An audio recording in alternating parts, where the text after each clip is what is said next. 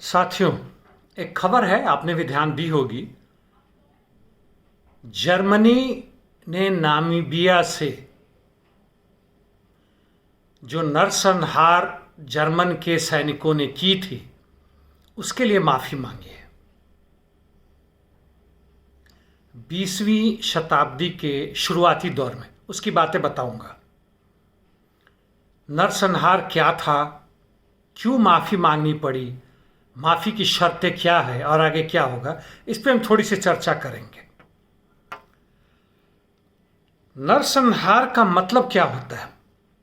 UNO के हिसाब से नरसंहार यानी जेनोसाइड वैसे मास स्केल पे मर्डर है, हत्याएं हैं,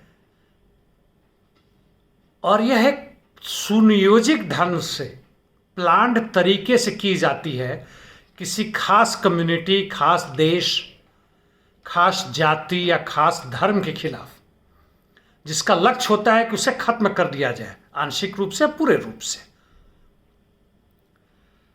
तो यह माफी जर्मनी ने ऑफिशियली मांगी है और उम्मीद की है कि नामीबिया की सरकार और वहां के लोग यह माफी देंगे। इस जेनोसाइड में करीब 60,000 से अधिक लोग मर गए थे। 60,000 कहने से पूरा नहीं होगा। जिस कम्युनिटी के खिलाफ यह किया गया था, उसके 80% आबादी को खत्म कर दिया गया था। यानी आप अंदाजा लगा सकते हैं कि क्या हुआ होगा। और इस माफीनामे के साथ जर्मनी ने कहा है कि वो आर्थिक मदद करेगा, उनको बसाने में मदद करेगा, उन्हें करीब 1 से सवा बिलियन यूरो के रूप में मदद देगा, जो कि 30 वर्षों के दरमियान दिया जाएगा। मुख्य रूप से वहाँ के इंफ्रास्ट्रक्चर, हेल्थ केयर, ट्रेनिंग वगैरह में दी जाएगी। यह मदद क्या पूरी रूप से मदद होगी या किन्हीं शर्तों के आधार पर होगा, इसका भी खुलासा नहीं है। होगा तो मुझे नहीं पता। वैसे अधिकांश मदद, मैंने अभी कुछ दिन पहले वीडियो में कहा था कि यह जो नॉर्थ ग्लोब के देश, जिसमें अमेरिका और यूरोप के देश, जो साउथ ग्लोब के देशों की मदद करते हैं, जिसमें भारत भी एक है, खास शर्तों पे करते हैं। वह लोन देते हैं, वह मदद मुफ्त में नहीं होता है। और मदद के साथ शर्त होता है कि इस मदद में आप क्या क्या खरीदेंगे और वहाँ के पूंजीपति आपके यहाँ क्या बनाएंगे, कहाँ पे लगाएंगे। और एक अनुमान के हिसाब से यदि ये देश आपके यहाँ $1 का मदद करते हैं, तो बाद में उसके बदले में $14 आपके यहाँ से लेकर जाते हैं। इसकी चर्चा मैं कर चुका हूँ। तो यह माफीनामा हुआ और नामीबिया की सरकार ने इसकी प्रशंसा की है कि चलिए शुरुआत तो हुआ। हालांकि दूसरे लोग, विपक्ष के लोग और खासकर उस कम्युनिटी के लोग जिनके खिलाफ यह जेनोसाइड हुआ था, वो इससे खुश नहीं है। वह इसको मानने से इनकार करते हैं, कहते हैं कि इस बातचीत में तुमसे पूछा ही नहीं गया, उनकी चर्चा नहीं हुई, उनकी भागीदारी नहीं हुई, क्या बात करते हैं। वैसे जर्मनी कह सकता है कि हम तो वहाँ की सरकार से ही बात करेंगे, जो भी हो। और यह माफीनामा पिछले 5 साल के बातचीत के दौरान हुआ है। जी हाँ, 5 साल तक चला है। नामीबिया के सरकार ने यह धमकी दी थी कि वह कोर्ट में जाएगा, अंतर्राष्ट्रीय कोर्ट में जाएगा, अमेरिकी कोर्ट में जाएगा, और हो सकता है इस जेनोसाइड को माना जाए तो फिर उसे ज़्यादा हर्जाना देना पड़ सकता था। और वैसे भी आज पाश्चात्य देशों के पास, धनी देशों के पास फिनांस कैपिटल की बहुतायत, उन्हें नहीं पता उसे कहाँ निवेश करे। बैंक में पड़ा हुआ है, बॉन्ड के रूप में पड़ा हुआ है, वह सोने और चांदी के रूप में ढेर लगा के पड़ा हुआ है। और कोई भी पूंजी यदि वह रुक जाता है, वो गतिशीलता में नहीं आता है, गति में नहीं होता है, पैसे के रूप में हो जाता है, तो उसका पूंजी का चरित्र कि वह बढ़े, वह खत्म हो जाता है। थोड़ी सी अब चर्चा नामीबिया पे करते हैं।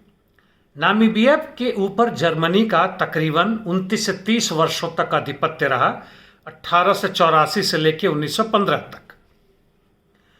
और जब जर्मनी ने उस पर आधिपत्य किया तो उससे वह जर्मन साउथ वेस्ट अफ्रीका कहता था। जर्मनी का इसलिए जर्मन हो गया, और चूंकि दक्षिणी पश्चिमी अफ्रीका का हिस्सा था इसलिए ये नाम दिया। बाद में जब जर्मनी हटा तो उसे साउथ वेस्ट अफ्रीका के नाम से बहुत समय तक कहा गया। और यह जो जेनोसाइड हुआ उस पे आते, ऐसा क्यों हुआ? वहां पे दो प्रजातियां थी। हमारे यहाँ की जाति वाली व्यवस्था नहीं, क्रीड कहते हैं, कास्ट नहीं है। हरेरो और दूसरा नामा।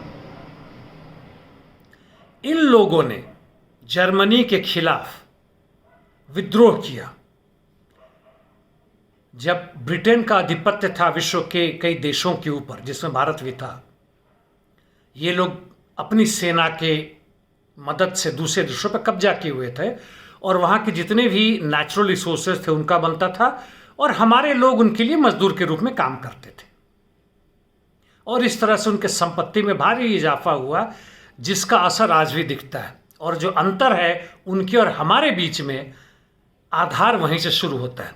हाँ, उनके यहाँ इंडस्ट्रियल रिवोल्यूशन हुआ, समुद्री जहाज़ों का जो विकास हुआ भाप इंजन के बनने के बाद से उनके यहाँ पहले हुआ, और इस तरह से वो हमसे काफ़ी आगे बढ़ गए।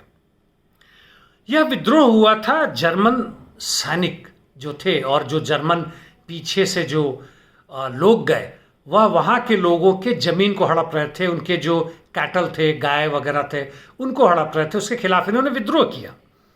और सेना के चरित्र के हिसाब से, वो सेना का चरित्र आज भी वही है, उस पर हम ना जाएं। और उन लोगों ने आदेश दिया, जो जर्मन सैनिक के जो वहाँ के जो ब्रिगेडियर जनरल रहे होंगे, उन्होंने दिया कि भाई इसका खत्मा कर दो, इस प्रजाति को ख़त्म कर दो, इस क्रीड को ख़त्म कर दो। और जिसका क्या नतीजा हुआ वह मैं आपको बता चुका हूँ। चलिए अब हम आते हैं कुछ, उसके पहले थोड़ा सा एक पॉइंट और। जो बचे हुए लोग थे, जो 20% लोग थे, उनमें से अधिकांश को मजदूर बना दिया गया और एक स्लेव की तरह काम करवाया गया। और इस जेनोसाइड के बाद से एक महत्वपूर्ण चीज़ यह हुआ कि यहाँ से जर्मन सैनिक जो मरे हुए कंकाल थे, खासकर उनके जो स्कल थे, ये खोपड़ी, उसको उठा कर अपने देश ले गए। और वहाँ उन्होंने खोज की, अन्वेषण की उसके ऊपर कि कैसे इन अफ्रीकी या बाद में एशियाई से भी करते थे, दूसरे रंग भेद और दूसरी प्रजातियां जो विश्व में हैं, उनसे कैसे जो यूरोपियन जो गोरे लोग हैं वह कैसे ज़्यादा उन्नत है, इसकी उन्होंने खोज की। हालांकि मिला कुछ नहीं, वो हमें पता है। वाइट सुप्रीमेसी का वह भी आधार है। जैसे हमारे यहाँ दुष्प्रचार किया जाता है, वैसे वहाँ भी दुष्प्रचार किया जाता है और कहा जाता है कि वाइट लोग जो हैं वह पैदा ही हुए इस दुनिया में शासन करने के लिए। वह किसी भी एशियाई प्रजाति या अफ्रीकी प्रजाति, मंगोलियन, सबको नहीं मानते कि वह उनके बराबर के हकदार है, हो सकते नहीं मानते। हम कितना भी अमेरिका वहां के पिछलग्गू बने रहे, वो हमें अपनी बराबरी नहीं मानते।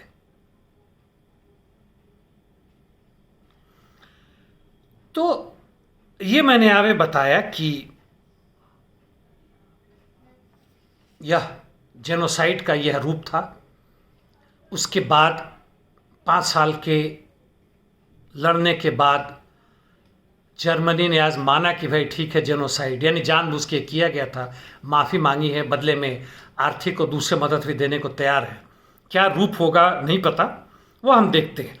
अब छोटा सा बंद करने के पहले नामीबिया के इतिहास पे 1488 में पुर्तगाल का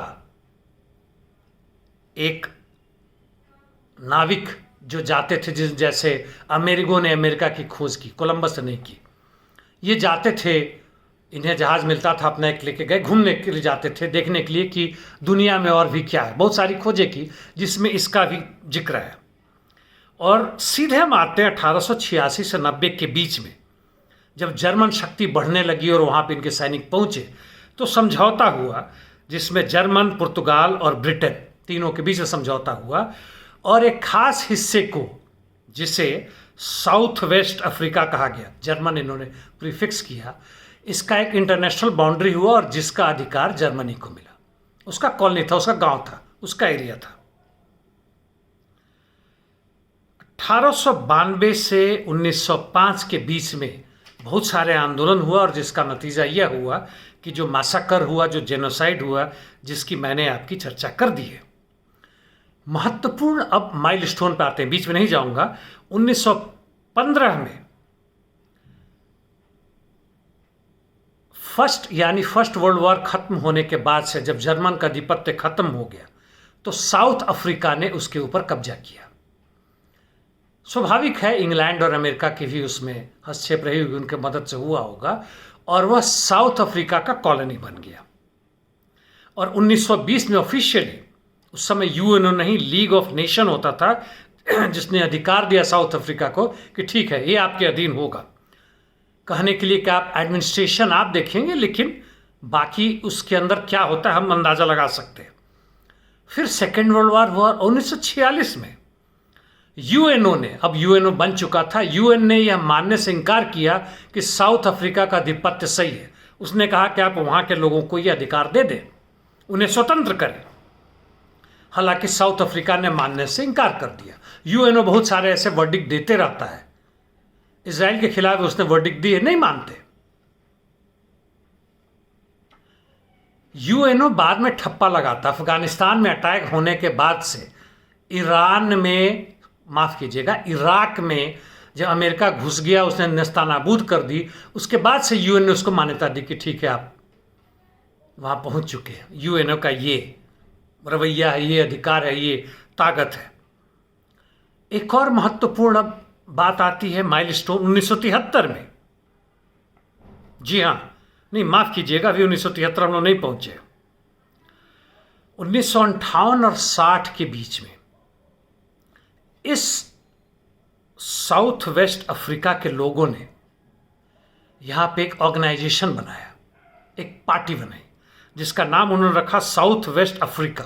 या तो था ही था, देश का नाम था पीपुल्स ऑर्गेनाइजेशन, संक्षिप्त में स्वापो। और इन्होंने वहां के लोगों को यूनाइट करना शुरू किया और स्वतंत्रता के लिए लड़ाइयां शुरू की। 1961 में यूएनओ ने मांग की कि भाई साउथ अफ्रीका, तुम हट जाओ, इस साउथ वेस्ट अफ्रीका को तुम स्वतंत्र कर दो। कारण स्पष्ट था, लड़ाई बढ़ रहा था। सेकेंड वर्ल्ड वॉर की बाद से बहुत सारे देश स्वतंत्र हुए, और यदि लड़ के लिया गया तो उसमें से अधिकांश लोग, अधिकांश देश यूएसएसआर के पक्ष में चले गए। स्वतंत्र होने वालों में भारत से लेके चीन तक और पूरे अंबार लग गई, और जो लड़ के लेने वाले थे वो सब के सब स्वाभाविक रूप से वह लोग यूएसएसआर के पक्ष में गए, क्योंकि यूएसएसआर उनकी मदद करता था। 1966 में 1966 में स्वापो ने आर्म्ड स्ट्रगल शुरू की। दुनिया में बहुत जगह आर्म्ड स्ट्रगल हुए, सफल हुए, अभी भी चल रहे हैं, आर्म्ड स्ट्रगल चल रहे हैं। कुछ सफलता मिली है, कुछ असफलता मिली है। और 1968 के बाद से, बल्कि 1973 तक आते आते यूएन मजबूर हो गया स्वापो को मान्यता देने से। उसने माना कि यह संगठन जो है सो सही संगठन है और नामीबियन पीपुल के हक के लिए लड़ रहा है, यह उनकी पार्टी है। और अंततः 1988 में आके साउथ अफ्रीका तैयार हो गया कि ठीक है, वह नामीबिया को स्वतंत्र कर देगा, लेकिन उसने एक शर्त लगाई, और शर्त था कि जो क्यूबन ट्रूप्स हैं वह अंगोला से बाहर जाए। नहीं तो उन्हें डर था, या उनका आरोप था कि क्यूबन ट्रूप्स भी स्वापो की मदद कर रहा है। जरूर कर रहे होंगे, उसमें यूएसएसआर का भी हाथ रहा होगा। जहां जहां भी स्वतंत्रता की लड़ाई चल रही थी उसमें यूएसएसआर का हाथ था। हालांकि यूएसएसआर उस समय कोई साम्यवादी देश नहीं था। और अंततः 1989 में आके यूएन के देख रेख में वहां चुनाव हुआ, जिसमें स्वापो बहुमत से जीता, और 1990 में नामीबिया को स्वतंत्रता मिली। और आज की खबर में नामीबिया के जो शासक है उन्होंने जर्मनी की इस मुहिम को, इस माफीनामे को सही माना है और उनसे आर्थिक मदद लेकर और उनसे अधिक डिप्लोमेटिक रिलेशन बढ़ाने के लिए तैयार है। धन्यवाद साथियों।